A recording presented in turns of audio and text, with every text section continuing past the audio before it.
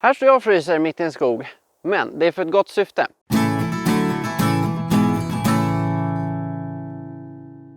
Idag ska vi nämligen gå igenom grunderna för lager på lager-tekniken. Den bygger på att man har olika lager kläder på sig. Det är för att det ska bli helt anpassningsbart utefter de väderförhållandena som råder. Lager nummer 1, lagret närmast kroppen. Det ska vara någonting som andas gott och transporterar bort fukten. Det är väldigt, väldigt viktigt för svett, fukt, det gör att det kyls ner väldigt fort. Så ska du titta på material som merinoull eller syntetiska material. Det har även börjat dyka upp en del bambu och liknande nu. Men jag personligen föredrar merinoull. För merinoullens fördel är också att proteinerna i det här är väldigt ogynnsamt för bakterier. Det hämmar svettlukten så du kan ha på dig ett merinoullsunderställ väldigt lång tid utan att det börjar lukta illa. Bomull ska du absolut undvika.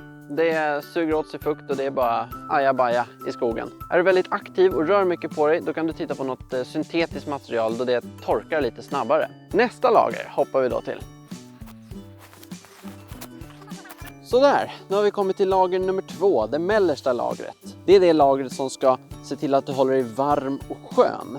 Och det gör du genom att du får mycket luft bland kläderna. Luften isolerar ju väldigt, väldigt bra. Här finns det också flera olika material att titta på. Det finns flis som är väldigt populärt, men det ska man tänka på. Flis är inte så bra för naturen när det tvättas. Det utsöndrar mikroplaster och liknande. För ändamålet så är det ett väldigt bra material. Ull, helt fantastiskt. Transporterar bort fukt. Det andas bra och det är fantastiskt varmt. Vissa dagar kan det vara så att du inte ens behöver ett mellanlager. Det är när det kan vara riktigt varmt ute. Då kan du ha understället och hoppa direkt till det yttersta skyddande lagret. Om du har som jag en ulltröja så kan den vara väldigt stickig. Då är det skönt att ha någonting kring halsen. Som ni ser här, jag har en väldigt fin buff som vi har fått från Grön IT-konsult. Det räddar nacken, det kan vara väldigt stickigt och dant. Även med armarna så vill man gärna ha att understället går en bit ut.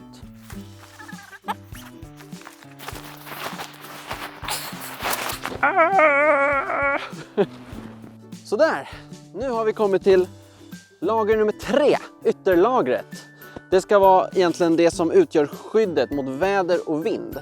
Och det får man ju välja efter hur vädret och vinden ser ut helt enkelt. Idag har jag ett bomullsplagg som jag har vaxat. För att det är lite lätt fuktskyddande och sånt där. Det är viktigt, som jag sa tidigare, att tänka på att kunna transportera bort fukten och svetten som kroppen producerar. Men idag rör inte vi så mycket på, så idag funkar det att ha ett sånt. Men om man ska arbeta hårt, svettas, då får man titta på de här membranmaterialen, typ Gore-Tex och liknande. Felet många gör är att de tror att det yttersta lagret är det som reglerar temperaturen. Det ska bara vara ett skydd mot naturen, så att säga. Det är mellersta lagret som ska reglera temperaturen. En fördel med bomull kontra de här moderna membranmaterialen är att bomullet tappar inte sina ventilationsegenskaper. Ja, de är inte så goda från första början, men de försämras inte i sträng kyla. Det kan de här typ Gore-Tex och liknande göra.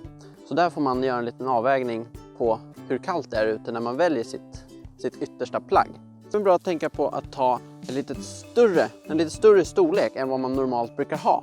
Det är för att kunna få in mellanlagret och kanske ett förstärkningslager under yttersta plagget. Då vill man inte bli som en stel Michelin-gubbe, utan man vill kunna ha kvar smidigheten. Är det bara lägerhäng vid brasan eller liknande, eller ja, man ska kanske bara gå ut och titta på skogen. Då kan man ha något lite tjockare så man blir lite stelare. Men tänk på storlekarna. Rörligheten är viktig. Ytterplagget är även det som, kan man säga, stänger inne värmen i vissa fall. Så det kan ju göra att det blir väldigt varmt i vissa fall om det anstränger hårt. Så det är bra att ha, som här, lite ventilationsdragkedjor och grejer att kunna lätta lite på för att reglera temperaturen. Blir du svettig när du är ute och går, då blir du väldigt kall när du stannar. En annan sak är att när du anpassar kläderna efter temperaturen så ska du gärna frysa lite de första minuterna, 5-10 minuter innan du har fått upp flåset. Då är det ett bra tecken på att du har valt rätt lagerantal och lagermaterial och tjocklek. Du vill förlita dig på kroppsvärmen för att hålla dig varm. Kläderna ska inte hålla dig varm till 100%. För då kommer du svettas och som sagt, svett, kyla, det blir inget bra. Så hellre lite mindre kläder och arbeta dig varm. För där kommer vi till lager nummer 4 som ofta glöms bort. Förstärkningslagret. När du kommer till ett läger så kan det vara att du har med dig en tjock jacka som du tar på dig utanpå. Eller en till tröja som du tar under yttersta lagret. Den ska agera den här extra värmen man kan behöva när man är stationerad på något, vid sitt läger eller något sånt där. När man håller på att slå upp tältet och liknande. Det kan även vara bra att ha ett sånt lager med sig om man blir överraskad av sämre väder eller liknande. Det kan vara allt ifrån en tjock dunjacka om det är i kalla klimat till en regnjacka om det är sånt väder. Det kan även vara en extra ulltröja att ha under ytterplagget. För skorna så gäller det väl att du kan ha ett par extra sockor eller ett par ullsulor att lägga i när du ska hänga i lägret. Du kan ha en extra mössa, överdragsvantar till dina fingervantar. Är du ute och har gått länge i ett hårt tempo så innebär det att du svettas kraftigt även om du kanske inte märker det. Man svettas även när man fryser, vilket många tycks glömma bort. Så då är det väldigt viktigt att ha ett förstärkningsplagg att ta på sig direkt när man kommer till lägret för att man inte ska bli kall. Alla de här principerna vi har gått igenom nu appliceras ju även på byxor, strumpor, vartenda plagg egentligen. Lägger ni de här sakerna på minnet, material, vad de olika lagren är till för och det, då kommer ni få till en bra kombination med kläderna som ska arbeta som ett system liksom.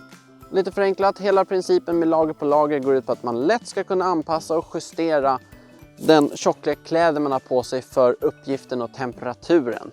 Och det gör att man kan vara förberedd för snabba väderomslag eller ändrade uppgifter när man är ute och flänger i skogen. Glöm inte bort att prenumerera på vår YouTube-kanal. Följ oss på Instagram och Facebook för att ta del av fler sådana här nyttiga tips för skogen. Ha det bra!